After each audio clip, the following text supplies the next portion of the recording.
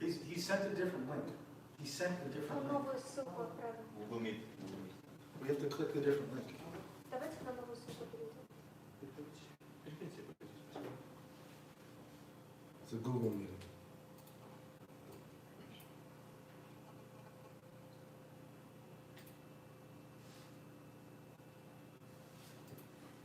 Меня он открыл телефон, актуальный. Click this. You didn't click the link? You can do, oh, I tried. No, you did. You clicked the link, but I think you got to go back to the Google meeting. Присоединиться к встрече. Вот так называем. Pin. I think pin.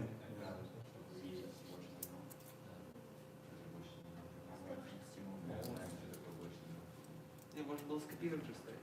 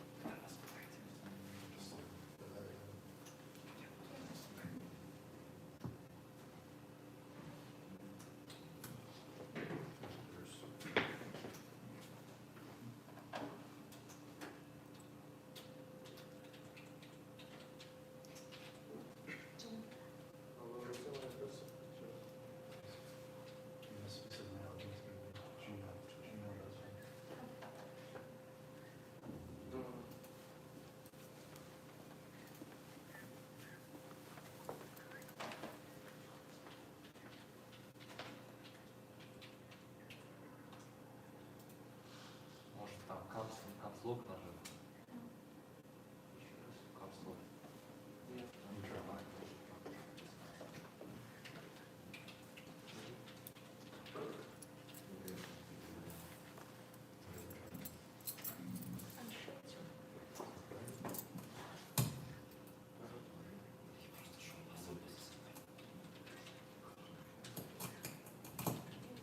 He's writing on Zoom, so I think.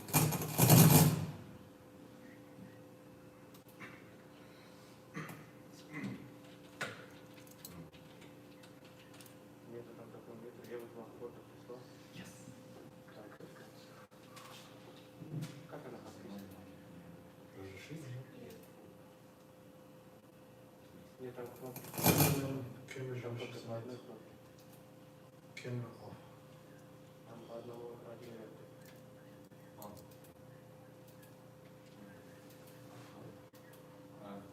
Press settings. Input, который. Press settings. Settings? And here we need to choose. Press here.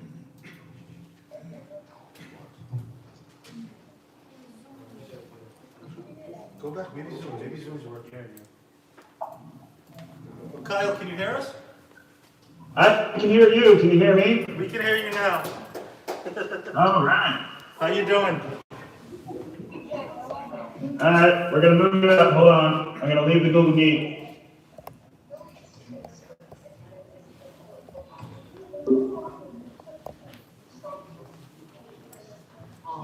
Hold on. I got to move my students here.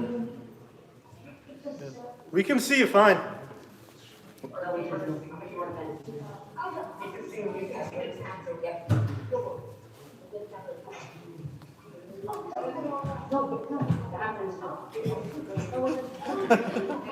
Kids are the same all over the world. All right. Okay. I'm going to pin you guys to the center screen here. I think the problem was that our internal mic was off. Okay, well, we So- can hear you real good now. Okay. Thank you for your patience. Hope you guys are doing well this morning. Hopefully you still have time for us. We do. And we'll get going here. Why don't you take it away, Mr. Waller? Sure. First of all, hi guys. I actually went to the Knock Middle School, but I was in 6 Gold. But I'm originally from Newburyport, but we're coming to you from Kazakhstan. So nice to see you guys. Our kids are going to do everything. So I'll just let them take it away, and I hope you guys have a good meeting, okay? Hello everyone, good morning. How are you? Okay. Now I'd like to give you some information about Nazarbayev intellectual schools.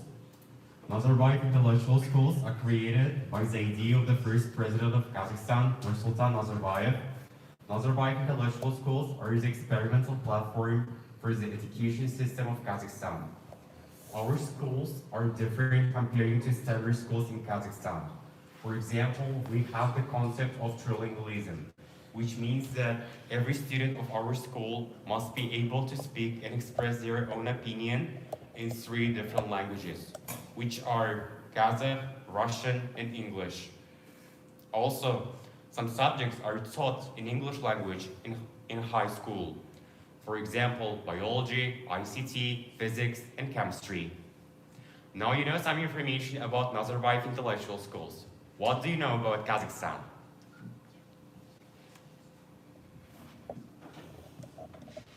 Some information, but does anybody raise your hand if you know, remember something? All right, well, you guys go ahead.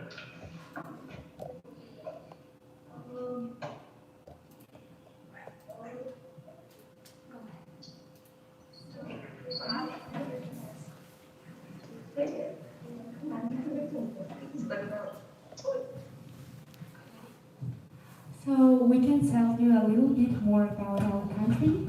So Republic of Kazakhstan is independent and democratic state with a stable economy and win-win plans to the future.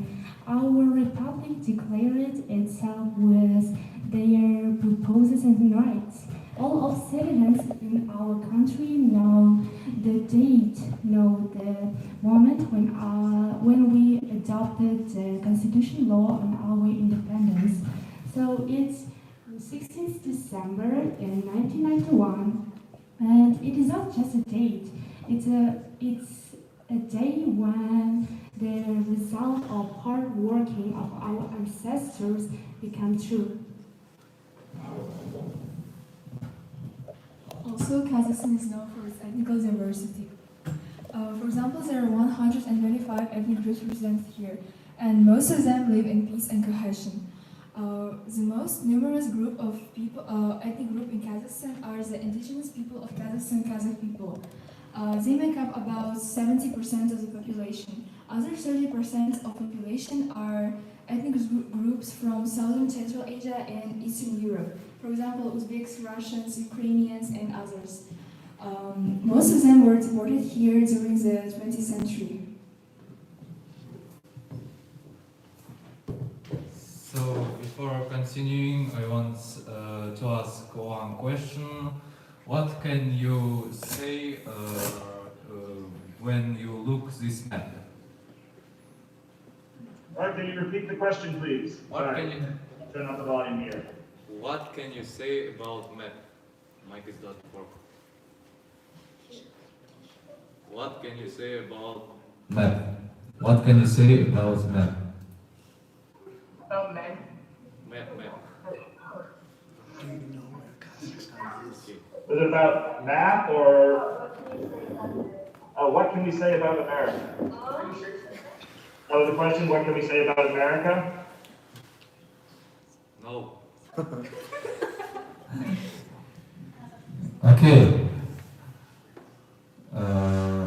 can you say about America? Yeah. What can we say about America? We have skiing, snowboarding. We also are right next to an ocean, so we can do we can like surf, we can snowboard, ski. We also have like activities. We play football, which is like not soccer, but like a different type of soccer. Yeah, American football. What sports do you guys play? So we usually play football, volleyball, basketball, but there are our national sports like horse riding, playing asik. It's a game amongst young children. So let's talk about geographical features of our country, of Kazakhstan. Yeah,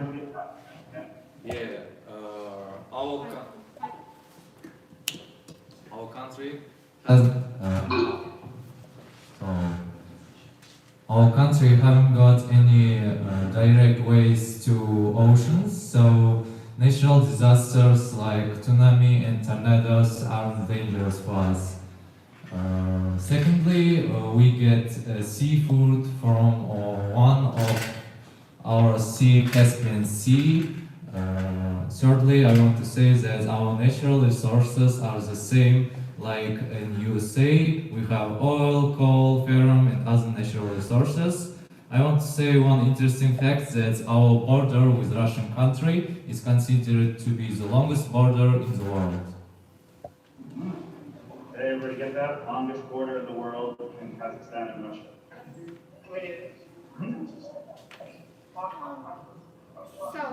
Moreover, Kazakhstan has a lot of sportsmen, singers, and songwriters who are known for their professionalism. Do you guys know any of them? Or do you recognize the people on the slide? So the question is, do you recognize the people on this slide?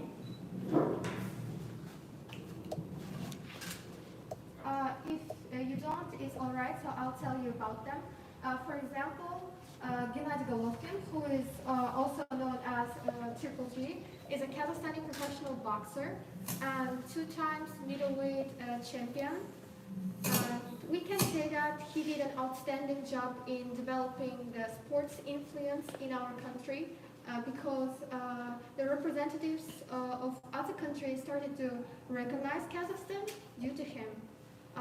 Also, Dimash Kudaibergen, who is on the second picture, is a singer and songwriter. I think it's important to mention that he was born here in Aktobe, which is our hometown.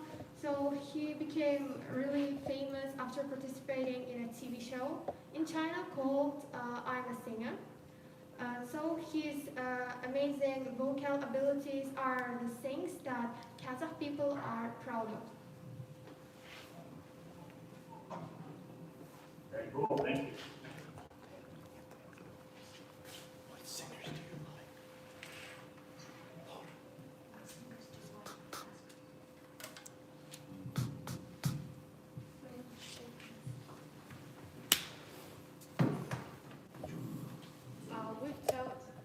We've told you about our Kazakh singers and famous people. What about the American ones? Famous American. LeBron James, basketball player. Okay, raise your hand, guys. Laurel, go ahead.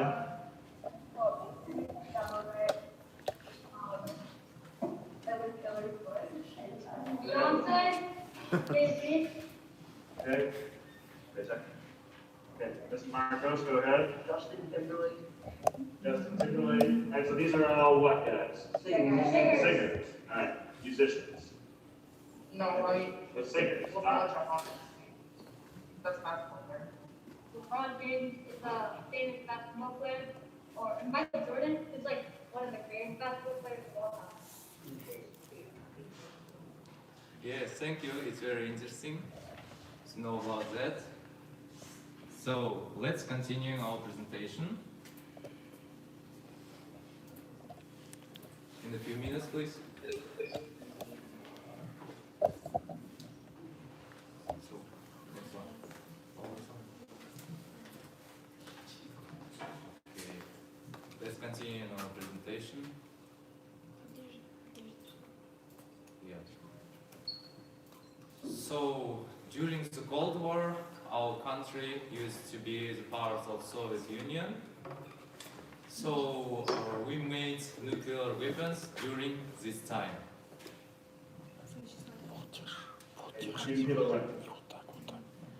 There's a city located in the northeastern Kazakhstan called Semey, and during the Soviet Union, it used to be a nuclear test site. This damaged our country a lot, so people there are still recovering from all the damage. The Soviet Union considered the flat terrain surrounding the city of Semipalatinsk the perfect place for a future nuclear bombing testing site. And it conducted over 500 tests, paying little regard to the environment and to the local people that surrounded that area. And as a result, thousands of people suffered and died from various forms of cancer. And the birth rate of children with deadly genetic diseases has risen ever since. And because the DNA of the population has been damaged forever, and the citizens are still undergoing the nuclear exposure because even though it's been decades since the testing site was closed. And the landscape is dotted with unnaturally formed lakes, and the wildlife is extinct. Today, there is a memorial dedicated for countless victims of this disaster, and the number of them is still rising to this day. It was a very terrible time, and many families suffer from these tests. But national hero known as Oljas Suleimanov supposed to create the movement Nevada Semey. Many people from all over the Kazakhstan supported him, and we managed to close the Semipalatinsk test sites. So it shows that Kazakhs don't leave each other in hard situation.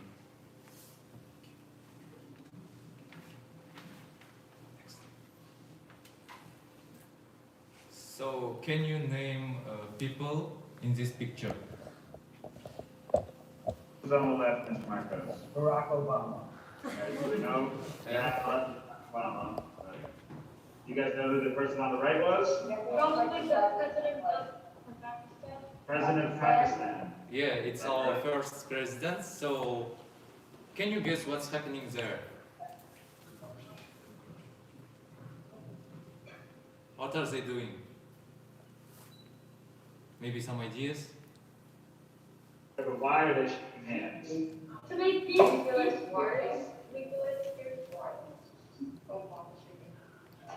Yeah, that's good. You're actually right. So our first president was the first president that promoted nuclear non-proliferation.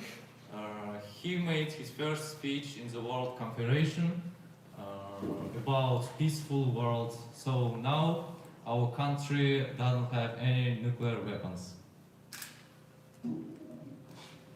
Right. So we told you about opportunities that our independence gave us, but I think that the most important gift is the peace in our country. And we think so because many people tell that peace is the mother of progress. Do you agree? Oh, could you repeat the question, please? So I told you that peace is really important in the development of the country, and many people told us that peace is the mother of progress. And do you agree with that? Yes. What is Yeah, it's according to our internet connection, I guess. So we are asking about peace. We say that peace is the most important thing in the world. So do you agree with us? Yeah. So, thank you. And we have a question to discuss with you. Okay. Now we would like to discuss the term known as global citizen. So how can we as global citizens contribute to the world peace?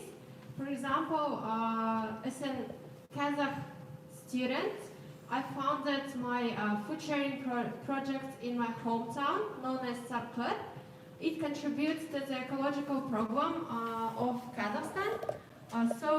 Do you know any kind of projects in America, or have you founded some kind of projects in your school, in your hometown? Good, so everybody understand the question? Go ahead, Miles. We have food drives to help people who are hungry and give them food so they can eat. Good, so there's like food drives. Any other particular issues that are out there, guys? Oh, global warming. Okay, the issue of global warming. So what here in America can we do to try to reduce our carbon footprint, which affects everybody around the world? They may know their strategies to reduce global warming. Switch to renewable energy. So here in America, we're trying to focus a lot on getting renewable sources of energy, like solar power, wind power, and those kinds of things. Switching to renewable energy. Any other ideas? Well, with renewable energy, is there anything similar you guys do in Kazakhstan to try to, how can you individually contribute to the idea of renewable energy or global warming? For example, the project I've mentioned is also contributing to the global warming in the world. And also Kazakhstan is also trying to switch to the renewable sources of energy, which is really kind of important. Some of them is air energy and solar energy. As you know, in Kazakhstan we have ways to put solar energy stations, and it will help us to solve the problem with global warming.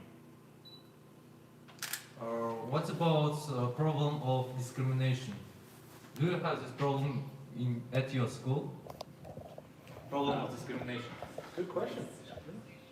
People being discriminated against here at school or here in America, or based on, what do you think, guys? I would say mostly no, but there's still some people out there who choose to be like mean and hateful towards other races just because.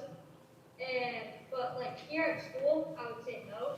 But in some places in the U.S., there's some people who treat other races pretty badly. Yeah, actually, I think you're right, but I would like to add, I think we can do anything by our own hands, but we can co-work, cooperate, and solve the problems together, and so on. I'd like to go back, if possible, to the issue of food. I think, Gulnaz, you did a special project. Would you like to tell about that project? About helping people in the community?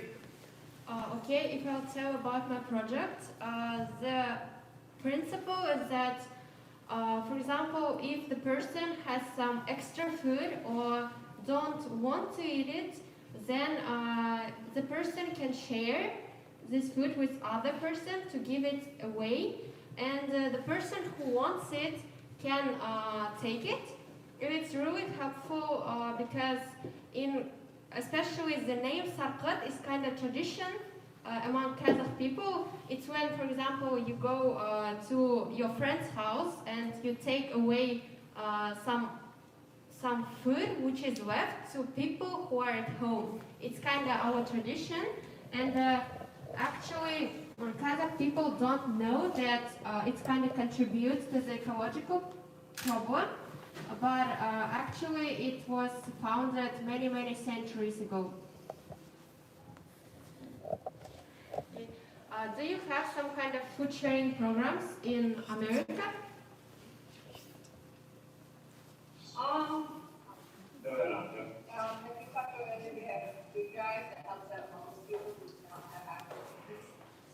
So there's food banks, but I wouldn't say that food sharing is the thing. I think food waste is actually a problem in America, where we have a lot of food, we don't eat it, or we don't finish what's on our plate, and people just throw it away.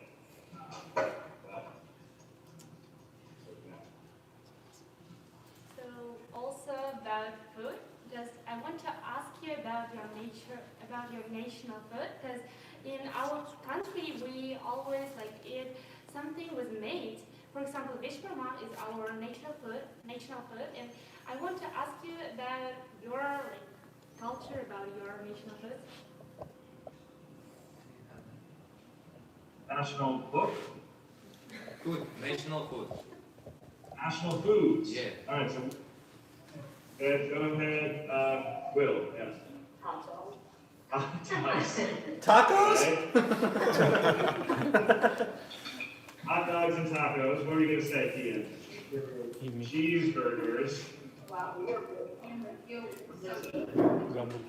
What's the best place for a taco in Newburyport? I haven't been home in a while.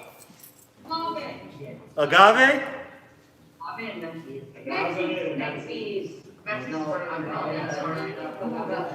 There's somewhat of a dispute here.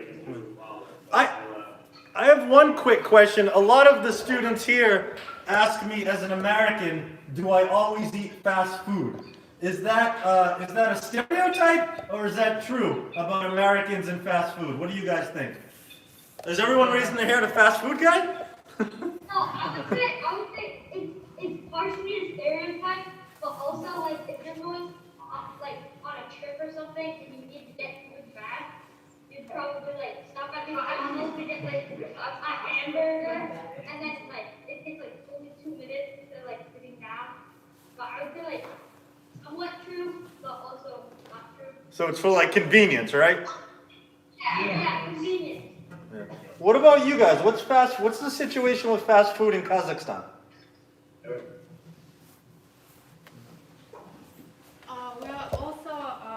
We also like hamburgers because it's kind of really tasty, and maybe it's the deal is with convenience because it's not time consuming. However, we are used to eat something traditional when we are, for example, celebrating something. For example, baursap is our traditional food, also bishparma with meat. Have you ever heard that some nations eat horse meat? Yeah. One yes, but most, 2 yeses. But most everybody else no.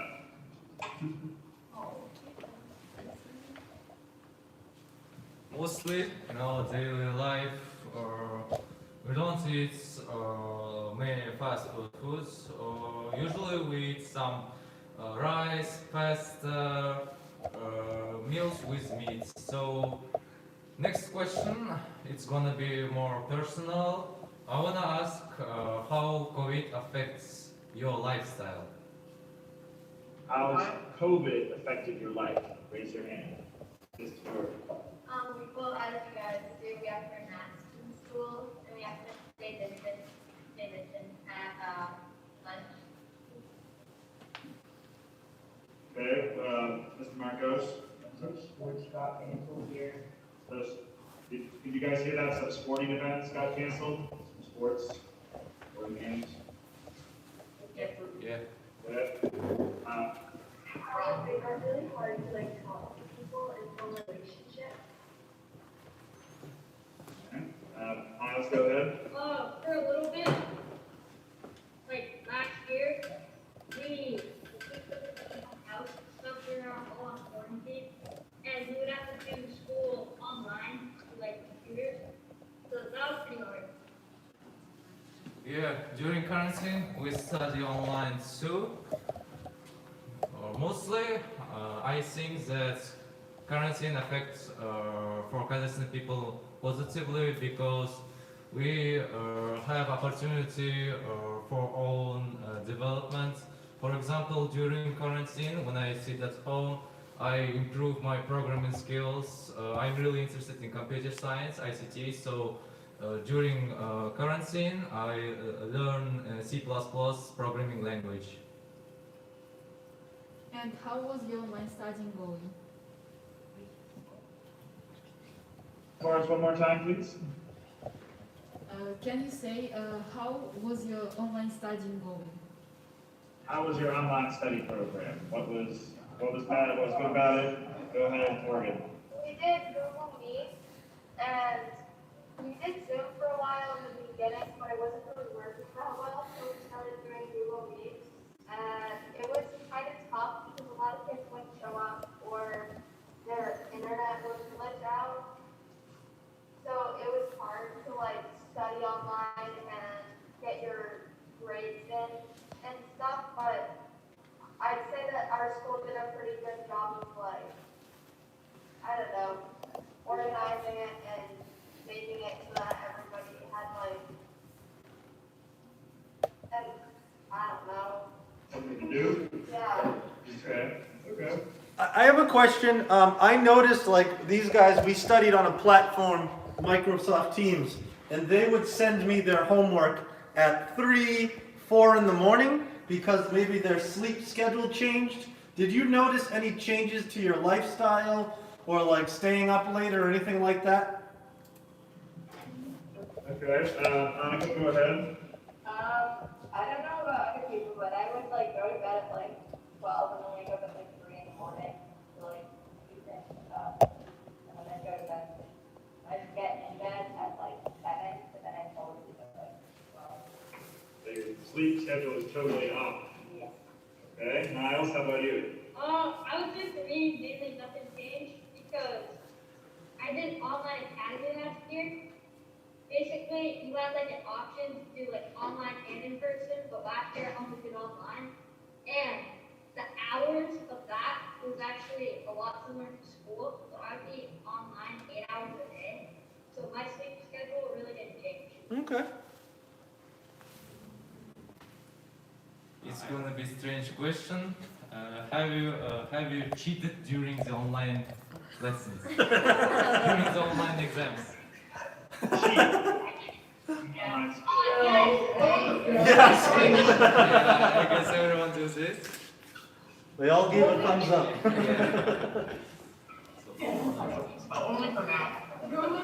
Only for math. What have you done during lockdown? For example, my classmate said that he learned C#. It's kind of coding language. What have you done during lockdown? For example, I've studied German language. I've tried something new. So they studied German, they learned coding. Did you guys take up any special projects when you had all that downtime? How did you use your downtime during COVID? Max. I was playing the cello for a while, and during COVID, I decided to play cello for like a really long time each day. So. Okay. So working on a musical instrument. Yeah. Peyton. I worked in Italian. Okay. Duolingo and Italian. Okay. Annika. I learned some Greek, like a good amount, and then I forgot like almost all of it now. Okay. So foreign language and musical instruments. Okay, I see that you have a very big library, and I guess your classroom's big too. And question is, do you have the same schools in your country, or they smaller? The library? No, I think your school is big, and do you have the same schools in your country, or they different? Yeah, go ahead, Miles. This is our library, Yeah, not a. and we have like Just 2 floors. Okay, it's empty. we have 2 books. So, considering all pros and cons, what would you prefer, like the online study or the in-person classes? In person. Why? How do you guys? For instance, I would I would actually prefer online because I don't know. I'm starting to realize how much time I had, and now I just don't have any time for my friends, for my family, and like nothing at all, just classes. Do you have the same situation, or can't you? Like, yeah, can you relate? And Miles, why do you prefer in person? I prefer in person because I can see all my friends at school. And how long do you guys go to school for? How long's your school day? Well, It's a like, good question. how long is the school day? How long is your school day? Right, 8-10 hours. Yeah, like nine hours at most. Tell them what time you come in the morning and what time you go home. It's very different. It usually depends on the on the time of the year, because before all the COVID stuff, we had to go to school at like 8 a.m. and we usually return home at like 5 and 6 p.m. So yeah, it usually took the entire day. And Saturdays. And we also studied on Saturdays. So we have Saturday school in Kazakhstan. That was my biggest shock as an American. They have Saturday schooling. So we have like one day of yeah. So you only have one weekend day? yes, we have Yeah. only one weekend. They're in shock. And also, it's really important to mention that we don't study not only in school, but also at home too, because we have like many home tasks, and we go home. And for example, I start at 8 p.m. and end at 12, I guess, like 4 hours. What time you go to bed? What time you go to bed? We didn't hear that again, sorry. Okay, for example, I go to sleep at 10 p.m. and sleep for almost 8 hours because it's healthy for me. So, how many time you sleep? How many hours of sleep do you get, Miles? Probably like on a good night, probably go to bed at like 10, and then I wake up around like 6. Okay, so 8 hours. Yeah, around 8 hours. Okay, Annika? Like on a good night, versus bad night, I guess like I go to bed at like 11:30 or like a bad, okay. A bad night would probably be like I go to bed at like 12 and then I wake up at like 5. So And 5 then hours. a good night would be like I go to bed at 10 and wake up at like 7. So we know that your class is almost over, and I would like to say thank you to you for your participation in this meeting. It was a really good conversation with you. I think we learned a lot of new things during this meeting, and thank you. Goodbye. Thank you. Thanks, guys. Thanks, guys. Bye-bye. Thank you, Mr. Boudreau. We'll see you again. I'll see you soon. Okay, take Thank care. Bye-bye, guys. Bye. Sağ olun.